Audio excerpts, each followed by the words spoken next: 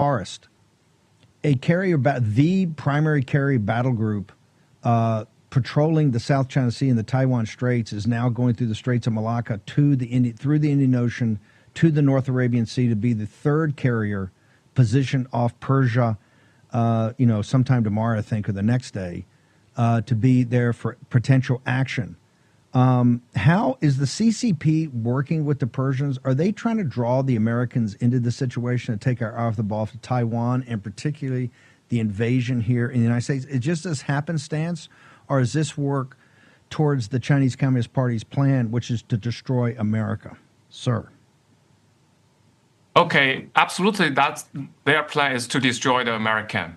Whether they are trying to distract American to relocate their military asset to Middle East, I think we have to rely on the intelligence to tell us that. But absolutely, their goal is to destroy American. That's for sure. We see that already. This situation in Taiwan definitely will create a power vacuum and also expose Taiwan more. But my question to everybody is, even if we have our military there, will the CCP still attack? I think the answer is yes, because we are already in the war with Chinese Communist Party, which is the unrestricted warfare. Right now, what we are seeing today is more than just a crisis. I think it's an opportunity for Iranian people and Chinese people to really regain their freedom and democracy. Because right now, everybody can see the dictatorship is really just a paper tiger. They cannot survive with the real fight. That's why what we see there in what happens in Israel and Iran. And the Iran people, as soon as they realize they are repressed by this regime for 50, 70 years, they will start to fight back and overthrow this dictatorship. They will regain their power. And this situation happening in Iran actually is a nightmare for CCP, because the leader in Iran portrayed themselves as a god. Xi Jinping does the same thing. He portrayed himself as a god to rule the 1.4 billion Chinese people. So what they are doing right now in China, they tightly control the media and using their propaganda power won't let people know what is really happening in Iran. They are still propaganda. On the media tell the Chinese people that Iran is invincible and the American is losing, because they are afraid that the Chinese people know the real truth. That is, the regime, the totalitarian regime, can be overthrown by the people.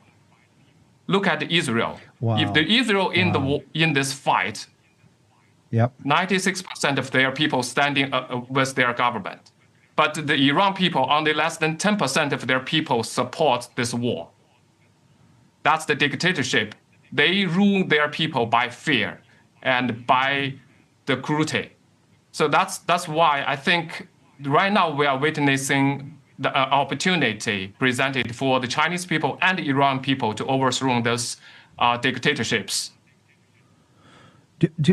I want to get to, I want to ask Roy a question about the Russian and the Chinese alliance, but I got to ask you, because Persia and the Chinese Communist Party the mullahs have a pretty tight relationship. They're shipping, I don't know, somewhere north of 2 million barrels a day. There's talks now of airstrikes down in those oil fields. There was a ship today in the Straits of Hormuz that was blocking things for a while. How important is it to the regime in Beijing to get that 2 million barrels a day from the regime in Tehran, sir? Absolutely. That's very critical for the Chinese Communist Party. First of all, that almost accounts for 15 to 20% of their oil imports from foreign overseas.